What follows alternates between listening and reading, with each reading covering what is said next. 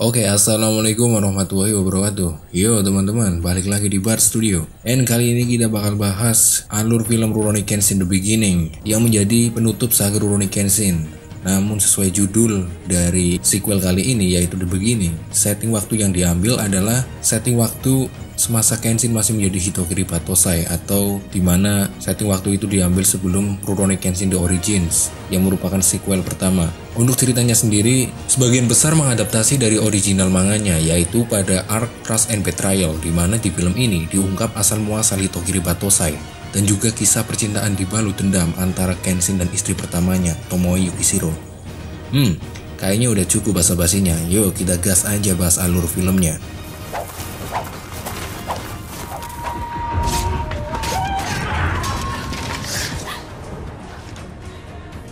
Cerita dimulai pada tahun 1863, di mana Jepang terbagi menjadi dua kubu, yaitu Pro Shogun dan Anti Shogun.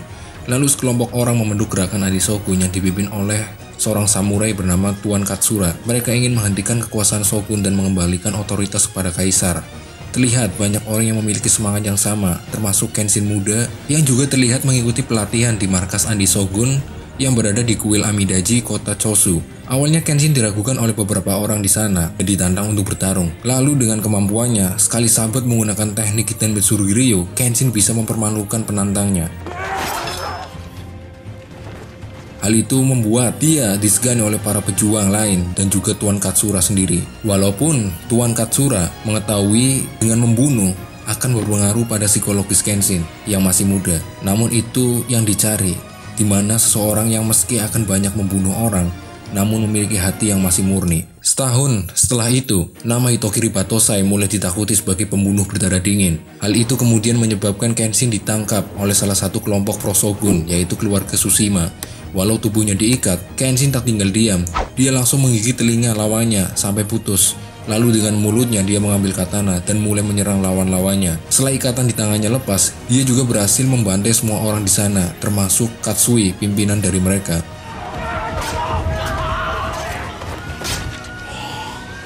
Hal itu kemudian diketahui oleh Hajime Saito dan para polisi Shinsengumi lainnya yang datang untuk memeriksa TKP. Lalu pada tanggal 5 April, Kenshin mendapatkan misi untuk membunuh para samurai Pro Shogun di kediaman Shigekura. Tanpa keraguan dan dengan begitu cepat, Kenshin bisa membantai mereka semua, termasuk Akira Kiyosato yang merupakan tunangan Tomoe Yukishiro. Walaupun Akira bisa terus bangkit, nyatanya Kenshin bisa terus melanjutkan misinya dan bisa membunuh dia. Akira hanya meninggalkan bekas luka di pipi kiri Kenshin. Setelah beristirahat di penginapan Kohagia yang menjadi markas para pejuang Anti Shogun, Kenshin bertemu dengan Tuan Katsura. Dia mengingatkan agar Kenshin lebih berhati-hati dengan keberadaan Shinsengumi yang berisi orang-orang terbaik yang dimiliki oleh Shogun.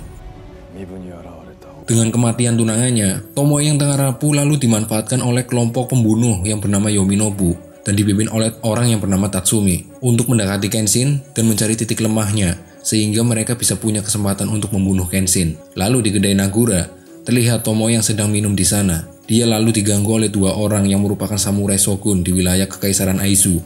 Kenshin yang juga ada di sana terlihat kesal. Dia lalu menggertak dua orang itu dan mengancamnya dan membuat mereka lari ketakutan. Sepulangnya dari kedai, dua orang tadi menghadang dan berencana untuk membunuh Kenshin. Namun datang seorang bertopeng yang menebas mereka, namun juga menyerang Kenshin. Dia kemungkinan berasal dari kelompok Yaminobu. Kenshin kemudian bertarung melawannya dan berhasil membunuhnya. Hal itu ternyata dilihat Tomoe yang terlihat terguncang setelah melihat keberingasan Kenshin saat membunuh lawannya. Dengan apa yang dilihatnya, itu membuat Tomoe akhirnya pingsan. Kenshin lalu membawa Tomoe ke penginapan Kohagia. Namun setelah terbangun, Kenshin malah melihat Tomoe ikut bekerja di sana. Tomoe lalu mengenalkan dirinya sebagai pegawai baru di penginapan tersebut kepada Kenshin dan juga pada para pejuang yang ada di sana. Kenshin lalu berbicara empat mata dengan Tomoe dan berujar jika mereka tidak bisa menerima Tomoe. Ditambah lagi, keluarga Tomoe mungkin akan khawatir dan mencarinya. Lalu Tomoe bertanya kepada Kenshin apakah dia akan membunuhnya jika Tomoe tak menuruti kata-katanya. Mendengar hal itu, Kenshin menjelaskan bahwa dia tak sembarangan membunuh. Dia hanya memburu prajurit Shogun atau setidaknya orang yang membawa pedang. Kemudian Tomoe kembali bertanya, jika dia mencabut pedang di hadapan Kenshin, apakah Kenshin akan membunuhnya? Kenshin tak bisa menjawab pertanyaan tersebut. Tomoe lalu bercerita bahwa dia sudah tidak memiliki keluarga dan dia juga sudah memutuskan akan terus bekerja di penginapan Kohagia. Lalu Tomoe terlihat menulis di buku hariannya, sedangkan Kenshin melanjutkan misi pembantaiannya. Sepulang bertarung, Kenshin dihampiri oleh Tomoe yang memberikan sarung tangan untuk membersihkan darah yang menempel pada badannya. Tomoe terlihat sangat rajin bekerja di penginapan, juga dengan sabar melayani Kenshin dan para pejuang lainnya. Sementara itu, Tuan Katsura dan Izuka sedang berada di tempat Tuan Sakuarai untuk mengambil pedang pesanannya. Dia mulai curiga jika Tomoe adalah mata-mata, namun Izuka meyakinkan jika hal itu tidak benar. Hanya saja keberadaan Tomoe sedikit melunakkan hati Kenshin yang begitu beku. Tuan Sakuarai lalu memberikan pedang dan berpesan agar menghabisi para shogun dan mewujudkan era baru. Tuan Katsura lalu menemui Tomoe di penginapan, mengajaknya bicara, menceritakan jika mereka termasuk Kenshin terpaksa membunuh untuk mengakhiri kebusukan era Shogun. Tuan Katsura meminta Tomoe agar tak membuat hati Kenshin melunak. Keesokannya, Tomoe menemui Kenshin dan memberikan pedang baru yang dititipkan oleh Tuan Katsura. Setelahnya, Tomoe meminta Kenshin agar menemaninya keluar. Lalu, di tengah kota, mereka melihat festival. Mendadak Tomoe menanyakan kebenaran idealisme yang dianut oleh Kenshin tentang bertarung demi kedamaian. Apakah semua itu nyata adanya? Karena jika itu untuk semua orang, mengapa harus mengorbankan pihak lainnya? Kenshin lalu menegaskan jika harus ada orang yang mengayunkan pedang demi lahirnya era baru, dan kebetulan dia salah satu orangnya. Setelahnya, Kenshin pergi meninggalkan Tomoe. Lalu di markas Shinsengumi, mata-mata pejuang anti Shogun, Furutaka ditangkap dan disiksa agar mereka mendapatkan informasi. Setelah itu, Shinsengumi yang dipimpin oleh Hajime Saito bersiap untuk melakukan penyergapan kepada para anti Shogun.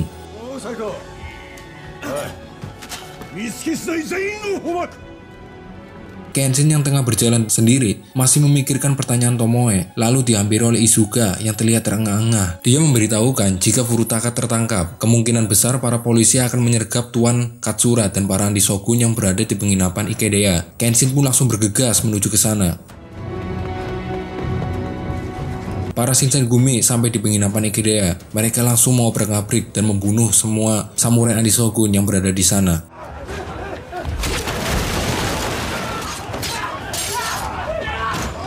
Ternyata ada satu pejuang yang berhasil melarikan diri, namun dia dikejar oleh Shoji Okita yang merupakan kapten di unit Shinsengumi. Kenshin yang melihatnya langsung menghentikannya dan langsung bertarung melawan Shoji Okita.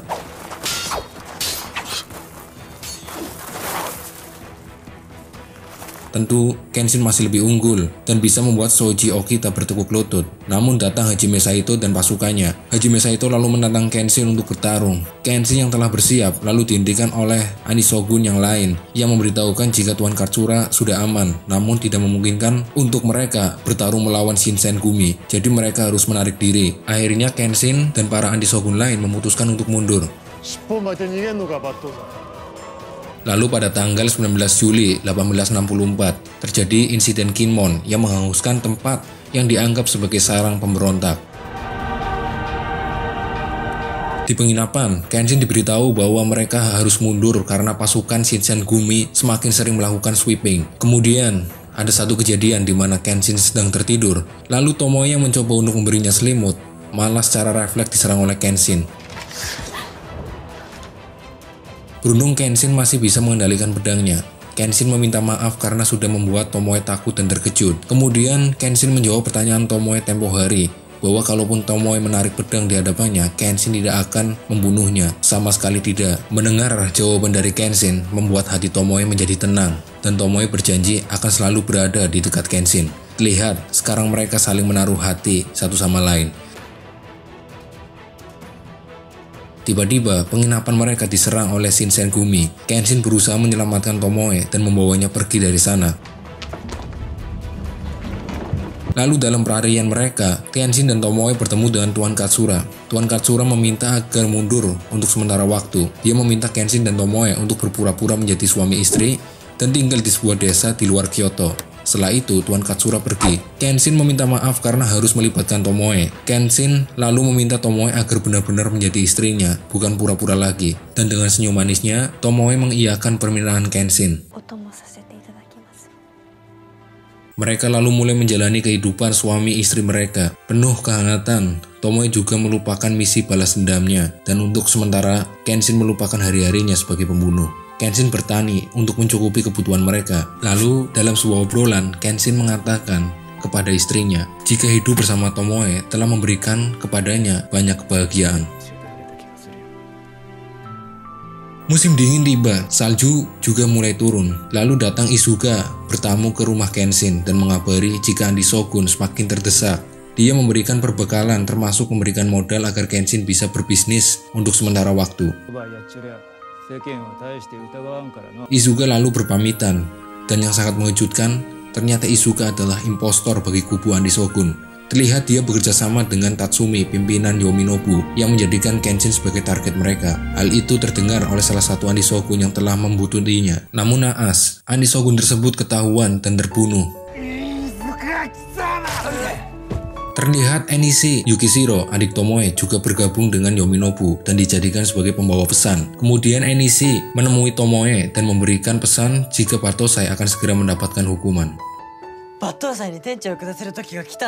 Lalu sepulangnya Kenshin bekerja, dia berpapasan dengan Enishi di depan rumahnya. Terlihat Enishi menatapnya penuh dengan kebencian dan langsung pergi. Kenshin juga terkejut mengetahui Tomoe masih memiliki adik laki-laki. Lalu sambil menangis, Tomoe menceritakan asal-usulnya, termasuk Akira tunangannya yang adalah seorang samurai shogun dan nekat ke Kyoto untuk mengejar pangkat demi Tomoe. Namun akhirnya Akira terbunuh dan tewas dalam kerusuhan di Kyoto. Melihat istrinya bersedih, Kenshin lalu mendekapnya dan mengatakan serta berjanji tidak akan membiarkan kebahagiaan Tomoe lenyap lagi. Perasaan cinta Tomoe kepada Kenshin kini semakin dalam, begitu juga sebaliknya.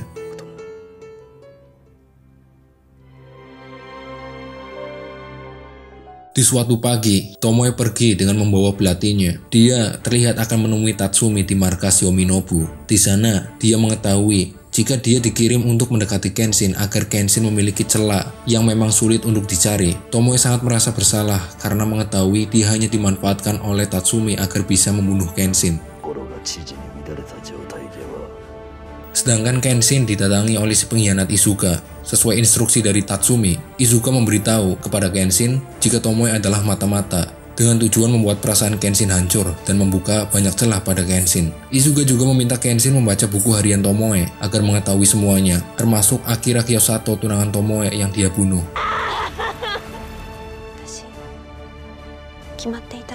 Izuka lalu memalsukan perintah dan meminta Kenshin untuk membunuh Tomoe.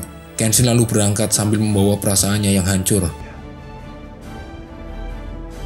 Sedangkan Tomoe mencoba menghalangi Tatsumi agar dia tidak mencelakai Kenshin. Namun tentu, dia tidak bisa menghentikannya. Perasaan Tomoe hancur. Tomoe tidak ingin untuk kedua kalinya kehilangan laki-laki yang sangat dia cintai.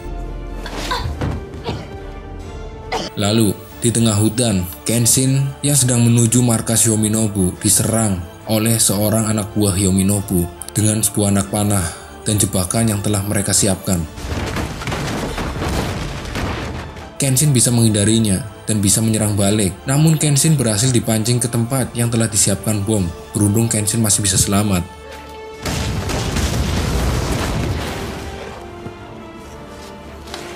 Lalu Kenshin kembali berhadapan dengan orang-orang Yominobu. Kenshin masih bisa membantai mereka semua.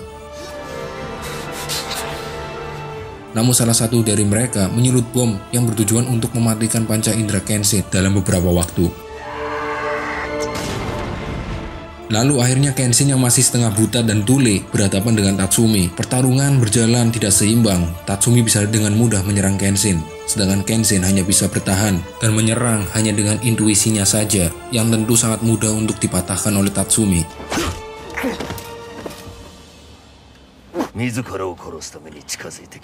Lalu terlihat Tomoe mulai merangkak keluar dari markas Yominobu. Dan saat Tatsumi akan menebas Kenshin, Tomoe berhasil menghalanginya. Namun sungguh ironi, Kenshin yang tak menyadari keberadaan Tomoe langsung menebas Tatsumi. Begitu juga dengan Tomoe. Tatsumi akhirnya bisa ditumbangkan. Lalu, saat panca indera Kenshin mulai pulih, dia akhirnya menyadari bahwa dia juga menebas istrinya sendiri. Kenshin hanya bisa berpasrah dan menekap Tomoe dalam pelukannya. Lalu Tomoe menggoreskan dengan belatinya sebuah luka di pipi kiri Kenshin yang melengkapinya menjadi penduk menyilang. Dan sebelum menghembuskan nafas terakhirnya, Tomoe meminta maaf dan mengucapkan selamat tinggal kepada Kenshin, suami yang begitu dia cintai. Kenshin tentu sangat terpukul dan hanya bisa menangisi jasad Tomoe di pelukannya.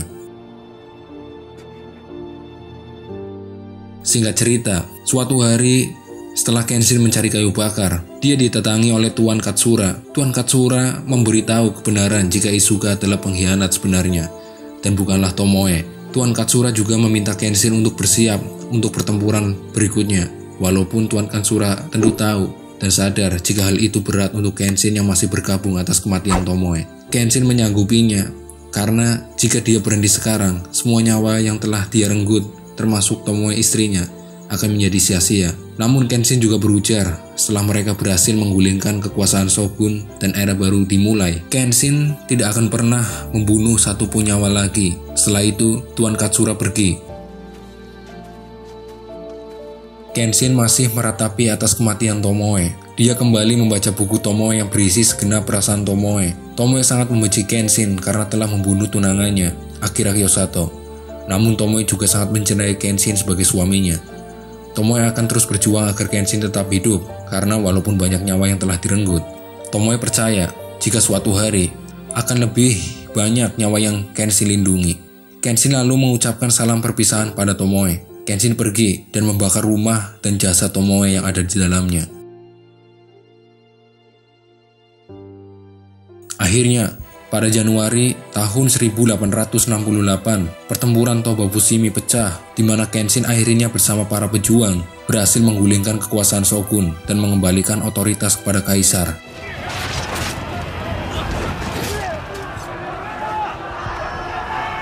Lalu saat Kenshin menarik diri dari medan tempur, dia dihadang oleh Hajime Saito yang mengajaknya berduel. Kenshin tak menanggapinya, dia malah menancapkan pedangnya di tanah dan pergi.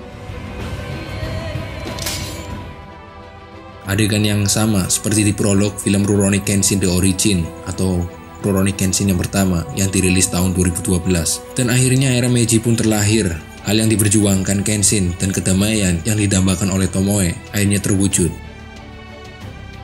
Nah teman-teman, itu adalah sekilas alur Rurouni Kenshin The Beginning, di mana akhirnya kita tahu semua kebenarannya, bagaimana Kenshin mendapatkan bekas luka yang legendaris, bagaimana kisah cintanya dengan mendiang istrinya, Tomoe Yukishiro, dan bagaimana Tomoe tewas dan membuat Enishi begitu dendam kepada Kenshin. Dan yang paling epik adalah ditampilkan kebrutalan Kenshin selama menjadi Hitokiri Batosai yang menjadi teror banyak orang. Oke, cukup sekian dan jangan lupa untuk like, komen, dan subscribe channel ini serta share sebanyak mungkin video ini ke teman-teman kalian. See you next video. Sayonara and wassalamualaikum warahmatullahi wabarakatuh.